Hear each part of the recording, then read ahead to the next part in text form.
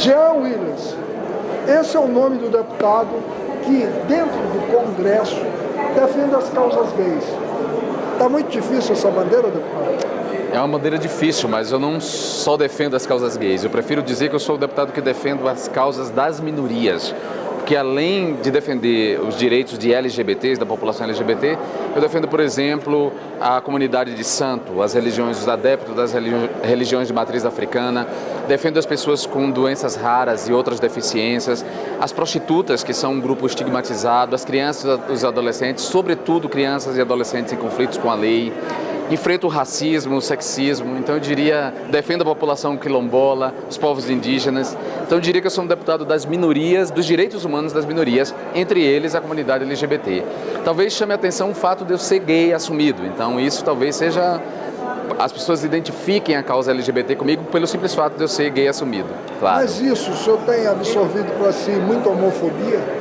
Olha, a homofobia me acompanha desde que eu me entendo por gente, que a homofobia me acompanha, né? Eu vivo num país homofóbico, eu vivo numa cultura homofóbica e num país e numa cultura que não se assumem homofóbicos, embora se pratiquem a homofobia. Então, a homofobia que há aqui permeada nas relações minha com os demais deputados é uma homofobia que eu já experimentei na vida, entendeu? Ao longo da minha vida, eu ouço insulto, eu ouço injúria. Os insultos e as injúrias se intensificaram porque agora eu estou numa posição privilegiada de quem tem voz, de quem deixou de ser subalterno e passou a ter voz e a discutir os rumos do país. Então isso incomoda ainda mais os homofóbicos. Vossa Excelência fala formar opinião, deputado. Mas e aí? E, consequentemente, isso traz uma coisa chamada inveja, difamação, ciúme. Sim, traz. Como Vossa Excelência está lidando com isso? Não é fácil lidar com isso, Paulo. Assim, não é fácil lidar. Com a inveja, tudo bem, eu lido bem. Com a inveja, com o ciúme de quem não tem o destaque que o meu mandato tem, de quem não tem o volume de trabalho que eu tenho, de quem não tem a projeção que eu tenho no país inteiro, de quem não tem o prestígio e o respeito que eu adquiri com esse mandato. O mais difícil é lidar com a difamação orquestrada pelos meus inimigos políticos, né? Então, na falta de argumentos, na falta de capacidade de disputar comigo no plano das ideias, no plano da política, eles recorrem a um expediente criminoso, que é inventar calúnias, espalhar nas redes sociais, atribuir falas a mim, coisas que eu nunca disse. Por exemplo, tem uma recente difamação dizendo que eu falei que um professor ganhava mais que um deputado, ou que um deputado ganhava pior que um professor. Uma mentira dessa, que não tem nada a ver, a deturpação de uma frase que eu disse para o Marcelo Taz em relação ao meu salário. Eu estava falando do meu salário, que eu disse que quando eu era professor 40 horas, universitário e coordenador de pesquisa, eu ganhava quase a mesma coisa que eu ganho hoje como deputado. E isso não é mentira, eu estava falando de mim. E quando a gente fala no salário do deputado, eu estou me referindo ao salário com que eu vivo, eu não estou me referindo à verba de representação, porque essa não é para mim, essa é para os gastos do mandato, né? Enfim, eu tenho que enfrentar essa difamação diuturnamente, porque os meus inimigos políticos, na incapacidade de discutir ideias, tentam me desqualificar. Outra questão, deputado, atualmente a classe política está totalmente desprestigiada. As pesquisas mostram que o conceito dos parlamentares estão de ladeira abaixo. Não todos os parlamentares, eu diria, Paulo. O meu conceito não está ladeira abaixo. Pelo terceiro ano consecutivo, eu sou eleito um dos melhores deputados pelos jornalistas que cobrem o Congresso Nacional, né? No primeiro ano eu fiquei em segundo lugar, o ano passado eu fui considerado o melhor deputado no voto dos internautas, escolhido pelos jornalistas, e esse ano os jornalistas me escolheram, eu estou em segundo lugar. Eu acho que todos os deputados estão desprestigiados, eu acho que tem uma turma desprestigiada, eu acho que há gente tentando nivelar por baixo, há gente que tenta jogar todos nós numa vala comum. Eu acho que essa difamação de que eu te falei é uma tentativa de me jogar na vala comum, de me nivelar por baixo, eu não vou deixar jamais. Mas eu acho que tem deputados aqui ainda prestigiados, eu acho que a gente deveria olhar um pouco para quem tem trabalho, para quem tem seriedade, e focar mais nisso, porque eu acho que o nosso país merece uma classe política respeitável e respeitada. Se a gente ficar só naqueles corruptos, naqueles fichas sujas, a gente vai ter a impressão de que todo mundo é assim e as pessoas, e nem todos somos assim. Mas observe bem, deputado, Vossa Excelência tem ampla razão. Todavia, o condicionamento que já se colocou sobre os poucos que dão mais sonoridade do que os muitos que na realidade a gente fica na dúvida, E aí, deputado? Olha, mas eu sei que é uma cultura de muito tempo, eu acho que tem a ver com a despolitização em geral, né? Tem a maneira como a imprensa cobre a própria política, a imprensa dá muita ênfase aos escândalos. Nós não temos uma educação política nas escolas. Se você fizer uma enquete hoje para um aluno recém-saído da universidade e perguntar para ele qual é a função de cada um dos três poderes da República, ele não vai saber. Se você perguntar para, sei lá, uma boa parte, não para todos, mas para uma parte significativa dos alunos que estão saindo do ensino superior, não falo do ensino médio nem fundamental, o ensino superior, perguntar para eles qual é a distinção entre um deputado estadual e federal, o que é que cabe a cada um, ele não vai saber lhe responder. Então nós temos uma cultura de despolitização, uma cultura de anticidadania nesse sentido, né? Isso a gente viveu uma época que o senhor não teve a oportunidade de sofrer com ela, ditadura. Mas conheço bem, porque eu sou um cara que, embora nasci durante a ditadura militar, eu nasci em 75, então eu nasci em plena ditadura militar, mas quando eu me entendi por gente, a ditadura já estava acabando. Mas fui recuperar esse período, fui estudar. Conhecimento é tudo na minha vida e conhecimento deveria ser tudo na vida das pessoas, sobretudo de quem quer entrar, quem quer fazer política, quem quer cobrir política, quem quer participar da política, tem que ter informação. Então a ditadura de fato deu um golpe muito grande na educação de qualidade. Não quer dizer que a gente não possa recuperar, não quer dizer que a gente não possa formar cidadãos hoje. Mas o continuar dessa história redunda em quê? Em que a população hoje está por aqui. Obviamente que a classe política está por aqui, mas acontece que a presidente Dilma pede uma reforma política. Ela não pediu uma reforma política, ela pediu um plebiscito para decidir sobre uma constituinte que fará a reforma política, ou seja, não foi nem a reforma política direta. Eu acho que uma reforma política teria que sair dessa casa. Não tenho nada contra plebiscitos, muito pelo contrário, eu acho que a participação das pessoas na democracia tem que ser ampliada.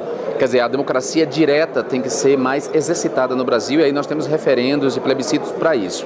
Não acho que tudo tenha que se submeter a referendo e plebiscito. Por exemplo, uma pergunta com a pena de morte não pode ser submetida a plebiscito aqui no Brasil, porque é capaz de ser aprovada a pena de morte e a gente sabe que no Brasil o direito penal pune pessoas negras e pobres, né? E político também. Bom, nesse caso, a aprovação da pena de morte seria principalmente para político. Eu acho que não.